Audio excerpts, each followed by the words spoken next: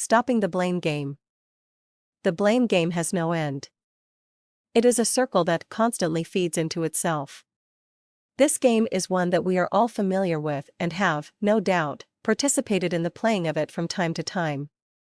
The popular game starts when we are children by pointing fingers at one another, with cries of, "He did it, she did it, or they did it."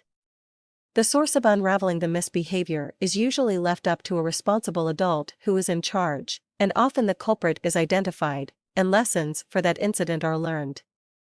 We adults smugly reason that it is part of the process that children face as they are growing up, and go merrily on our way. However, it is pretty clear from the number of adults who play this game that lessons are yet to be learned.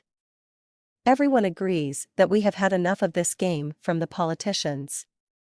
We want solutions, not bickering, blaming, and more finger-pointing. We all know that leads to nowhere, a stalemate, and more of the same, because people, including those in leadership roles, do not want to take responsibility for their mistakes that cause grief of one sort or another to someone else. The blame game has taken on a life of its own. Whether we look at political campaigning, government policies, financial affairs, business activities, educational pursuits, religious organizations, the sports arena, international relationships, or in our personal lives, there is always someone else to blame. It is almost like a virus that has permeated every facet of our society. Oh, what about the rest of us? When we look in the mirror, do we see someone there who also plays this game? Most of us, if we are being honest with ourselves, would have to respond with a yes.